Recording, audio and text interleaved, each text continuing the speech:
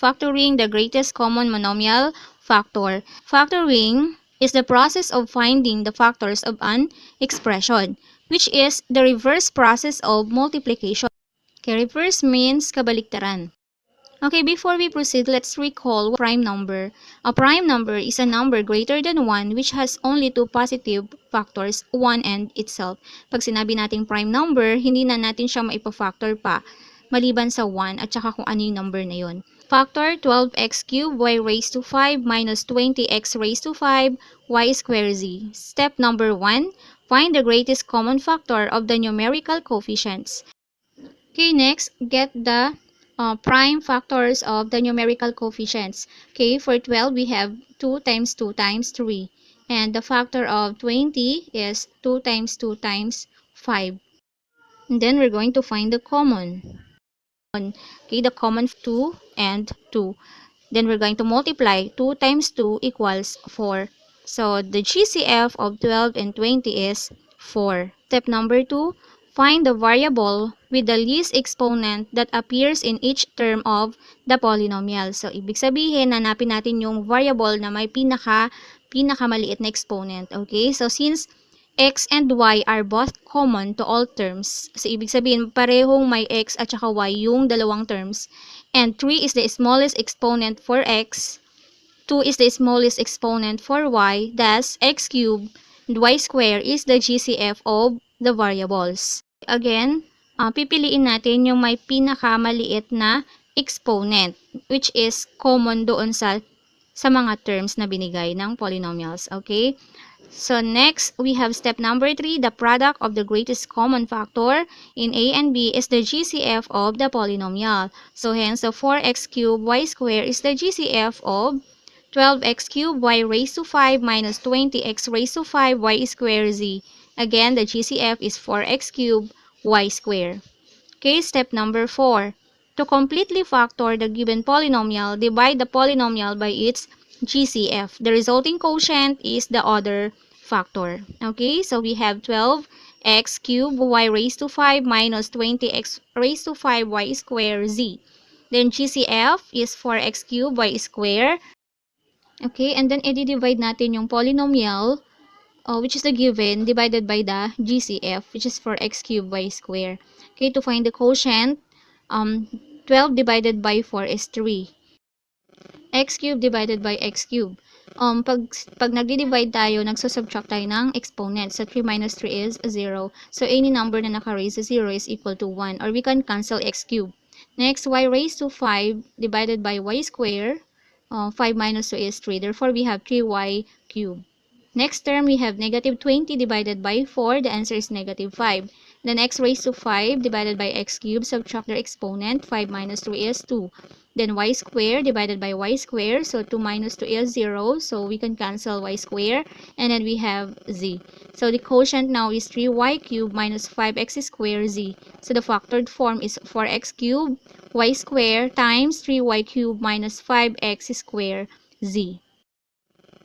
Okay, so thus the factored form of the given polynomial is 4x cubed y squared times 3y cubed minus 5x squared z. Okay, so let us check our answer. Okay, to check our answer, we simply multiply the factored form. Okay, so 4x cubed y squared times 3y cubed, it is equal to 12x cubed y raised to 5. 4x cubed y squared times negative 5x squared z. The answer is negative 20x raised to 5 y squared z. Okay, pag nagmumultiply tayo, ina-add natin yung exponent. Okay, next, let's have an example number 2. Factor 8x squared plus 16x. So, meron tayong another way on how to factor greatest common monomial factor. So, okay, so let's have another technique to find the GCF. Okay, first, you're going to factor the first term, 8x squared. So that is 2 times 2 times 2 times x. Okay, with prime numbers. Next, 16x, factor with prime numbers. We have 2 times 2 times 2 times 2 times x. Okay, then find the common. We have 2. Next, another 2. Then we have another 2. And then another common is x. So, therefore, we have 2 times 2 times 2 times x. We're going to multiply. 2 times 2 equals 4 times 2 equals 8 times x is 8x. Therefore, our GCF here is 8x. Okay, again, the GCF is 8x.